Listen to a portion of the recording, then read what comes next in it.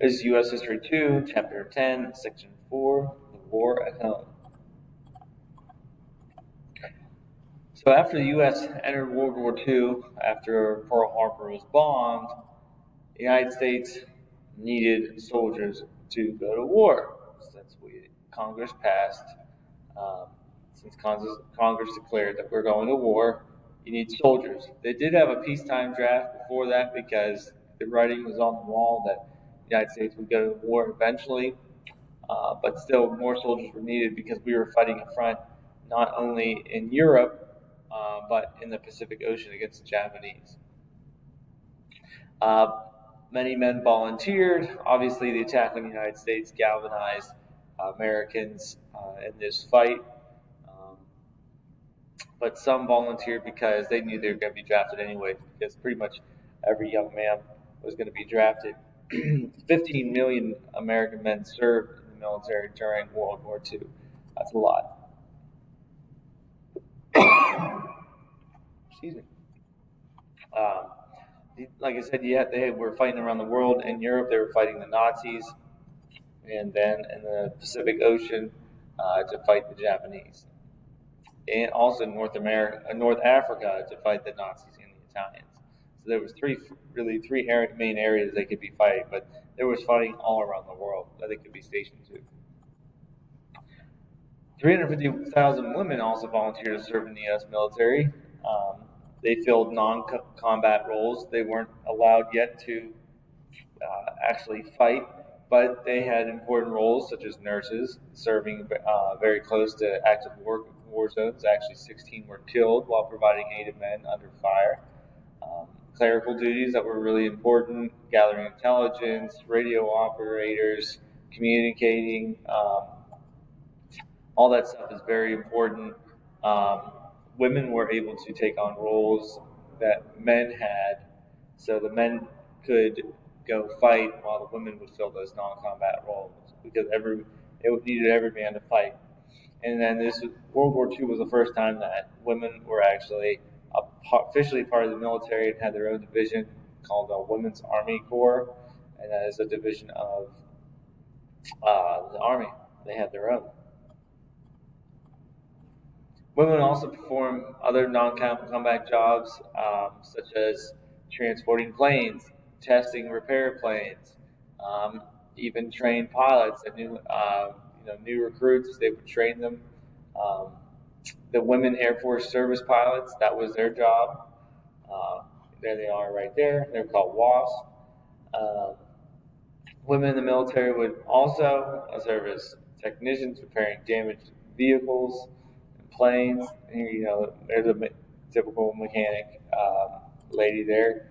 Um, U.S. General Dwight Eisenhower said, "We could not have won the war without the aid of women." So pretty much, since so many men had to go into combat, we needed women to step up and do those necessary military jobs.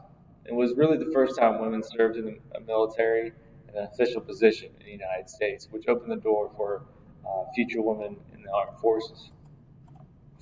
With a massive population of men, like I said, serving back at home, we need people to produce all these goods. These were usually these manufacturing jobs of war supplies were usually done by men, but now they're out fighting, so women were needed to do it, such as making guns, ammunition, ship, tank, and airplane building. Women learned how to weld, run glass furnaces, making steel, operated huge machinery like cranes. So all those jobs left by men that needed to be filled, and women filled that role successfully. Um, there was many propaganda posters trying to encourage women to join the workforce. Um, One such was this one, Rosie the Riveter, very famous, iconic, displaying the hardworking mentality of women. It was meant to convince more women to join the workforce, like, hey, we're tough, we're strong, we can do this, and do all these jobs that men used to do. Riveting is just joining two sheets of metal together. That's what planes and uh, ships are constructed of. Uh, Man, it was a huge step for women. All these women were being employed. A lot were being paid the same as men during the war. Um, and World War II just brought a lot of women that wouldn't be in the workforce, brought them to the workforce, so they could continue after the war to have that confidence to have a job. There's great pictures here. They're working on. This is actually a colorized photo. They're working on a massive engine, probably for a plane. Um, this is kind of a weird propaganda poster. We kind of make fun of it now, but good work. This was actually supposed to be a compliment back then. Good work, sister. You never figured you could do a job, man-sized job, like you're doing man's work. And then, the more women work, the sooner we can win. More production wins. The welding. That's also another riveting gun. Riveting gun again. Uh, so, women were backbone of the production during World War II. Um, World War II was truly a national effort to win the war. All Americans could ration or conserve scarce resources that could contribute to American victory. Um, if the more supplies an army had, like an army marches on its stomach, the better supplied, the better fed, the better they would be. So if you ration your goods back at the home front, more can be sent over to uh, the military men fighting. So rationing meat, sugar, gasoline, tires, all that was necessary. Everybody had a ration stamp that they were given at the beginning of a week or monthly. That's how much food they were allowed to get. So like, okay, like I can get 3 jugs of milk, or two steaks or something like that. So it was prevented any kind of waste. Everybody was allotted a certain amount. And then, just as with World War One, Liberty bonds were sold to Americans to help U.S. government pay for the war effort. So, buy those bonds. You buy a bond, the United States gets the money right away, and eventually you gain interest from that bond, and the United States will pay it back with interest. Uh, Even children would help by digging through scrap yards, collecting metal and glass that could be recycled for war materials. Anything, all Americans wanted to help. Propaganda posters were big, like buy war bonds so that the Nazis and the Japanese won't get you. Taking a ride with Hitler, that'll save gas. If you don't, you're wasting gas, and that's pretty much as bad as aiding the enemy and riding with Hitler. Um, Food is a weapon, and it sure is. A well-fed army is much better than an ill-fed army. The Great Depression was still on at the beginning of World War II. Once the U.S. entered the war, production of war supplies and other goods skyrocketed because it was just needed for the U.S. to achieve victory. It was wartime production again, much as with World War One. There was a demand for goods and so factories began producing again around the clock. Employment was increasing, and that's really what ended the Great Depression, was wartime production. And that's America's greatest strength, is that the United States was able to quickly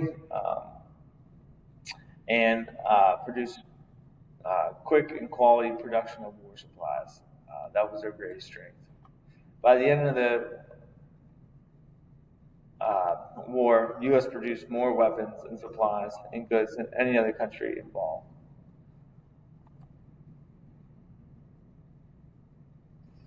The U.S. knew that Japan was an island. It had limited resources. Germany's supplies were getting cut off because they were getting surrounded by Soviet Union and Allied forces on the east and west fronts of Germany. So as long as the United States kept pumping out war goods, ships, planes, tanks, and guns, Germany and Japan would eventually be overmatched, and they wouldn't have enough supplies to fight. This is just showing you the production, of aircraft. Okay, we produced 20,000. Britain, they're about 20,000. Okay, 42. We're ramping up. We entered the war at 47. Germany's only kicking out this much. Japan's even kicking out less. Oh my, now we're up to 85,000, getting crazy by 1943. Now we're up, well, production just keeps on. We just kept on making stuff. Same with aircraft carriers, like, um, we eventually had 141. Uh, so we just kept on building and building and building. Japan just couldn't keep up with it. To meet the demand for war supplies, factories transitioned from producing consumer goods to war goods. So there were certain goods that you just couldn't buy anymore, like cars, because all the car manufacturing facilities were producing tanks, planes. Like Ford's factory produced the B-24 bomber. It can produce one every hour. So like that American production, that's just something that the United States is good at. And it's not just we're cooking it, making it fast. It's also quality. Ford also produced a new all-terrain vehicle, but Ford actually came up with it. It was called the General Pygmy One, GP. It was called, and like eventually like GP Jeep. Kind of sounds the same. That's why it's called Jeep. Um, and then these were made by a few manufacturers, and they were just essential for transporting allies during World War II. And they're a popular vehicle today, but that's what they all terrain. They can go anywhere. They can transport things, transport men. Uh, 640,000 of these were produced. All metal was used to make war supplies and not consumer goods, like even toys that were made out of tin. They weren't made out of tin during World War II because they needed that material. Um, so, like, here's like Ford's factory just making massive amounts of planes. Here's the 75,000 Jeeps. Like, here it is, Adolf. Like, look, we're producing. There's more Jeeps. We're just producing more and more. The toughest Fords ever built, the toughest thing Ford ever built was their tanks. Massive engines, building ships. Um, more production. That's what the soldiers need.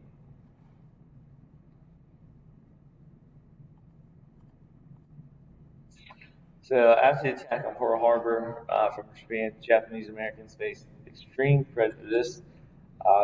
Since obviously it's a lot like after um, the attacks in 9/11. You know, uh, people of Muslim faith were definitely viewed differently. It was even worse for the Japanese because they were responsible for Pearl Harbor. Uh, So what President Roosevelt did was issued Executive Order 9066, and in turn um, which means temporary imprisoned all Japanese Americans living in the United States to prevent any Japanese person from signing or sabotaging the U.S. Japanese American citizens were taken from their homes. They had like 6 days notice to gather up just what they could carry, and they were sent to these camps. And this goes against everything that the United States Constitution guarantees. Uh, these Japanese Americans weren't charged with any crime. The only crime was that they were just racial profile because they were Japanese. They were automatically guilty and sent to these camps, which totally goes against any American's rights. Most Japanese Americans lived on the West Coast. So that's where they were mainly rounded up from. 110,000 Japanese Americans were forced to leave their businesses, their homes. They just kind of left. They had to leave, and their homes and their businesses were just looted and destroyed.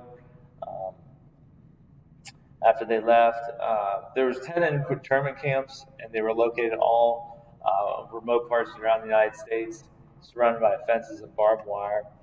Um, at these relocation centers, it was pretty much a town, but they were living in these barracks. Like if some families would live in like a military barrack, but there were schools, usually a factory, so they could work, produce something, farmland, and kind of like self-sufficient. But oftentimes they were not well provided for, such as food, and Japanese Americans would face violence from their guards because, like, if they were standing against, there was a few deaths because they were standing too close to the fence. They looked like they were about to escape, and should be shot. So, just not a great place to be. Here they are. They're all being rounded up on these internment camps. These are like barracks. And they all live there. The barbed wire fence. Um, just one of those great injustices that the United States has done. Um, you know, Eventually, after the war, they were all released. But it wasn't until 1990 that the United States officially apologized to these surviving members of these internment camps and were paid $20,000. If you're a Star Wars fan, Mr. Sue, I forget the actor's name, but he was in one of the internment camps when he was a child. Despite facing harsh racism, 17,000 Japanese Americans did volunteer to fight. President Roosevelt created the 442nd Nisei Regiment Division. It was an all Japanese American unit, and these Nisei Division were these really brave soldiers. And by the end, the most decorated military unit in U.S. history, meaning that they got the most Purple Hearts, meaning those injured, and Medal of Honors. Here they are right here, the same unit here. So yeah, they were great fighters, and they fought for the country, even though their people were in internment camps.